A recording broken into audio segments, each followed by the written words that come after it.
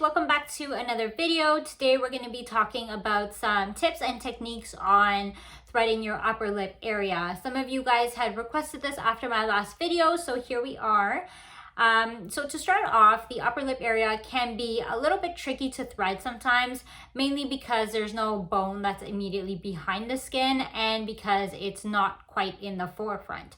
So what you're going to do is you're going to use your tongue to hit two birds with one stone, essentially, to provide a hard surface and to bring the skin to the forefront.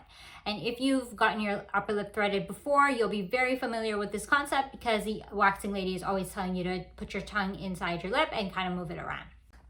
What you're going to do is you're going to take your tongue and place it on the inside of your upper lip, between your upper lip and your teeth, and push the skin out to create kind of like a bubble shape. And then you'll be using your thread to then remove the hairs. And I'll show you here.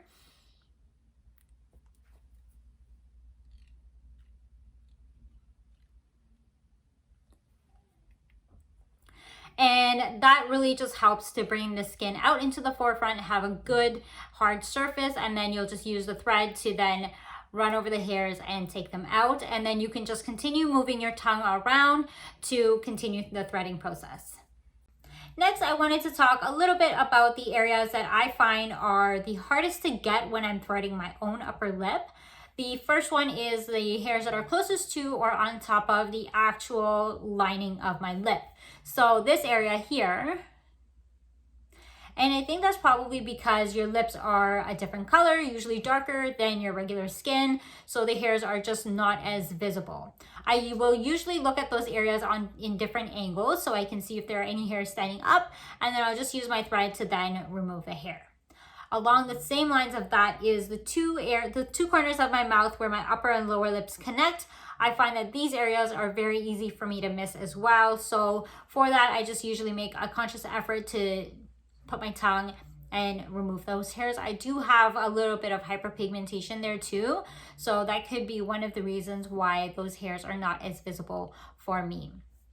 I do end up putting my tongue in the closer to the center and lower area, so kind of like that, to get those hairs out. The last area I wanted to talk about is the hairs that are the closest to the opening of my nostrils. So this area up here.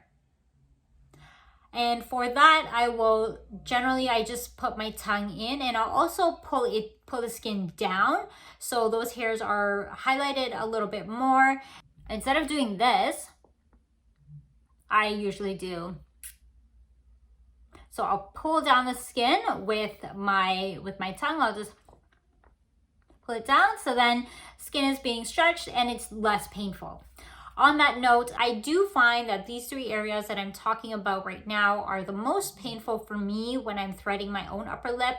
So if you're new to threading, or if you're going to be threading your own upper lip, just a heads up that you're always going to have areas that are more sensitive for you when you're threading your upper lip. It could be these, but you might have other areas that are more sensitive for you.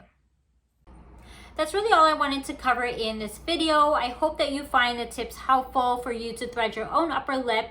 And of course, thank you so much for watching. If you haven't already, make sure you hit the subscribe button, and I'll catch you guys in my next video.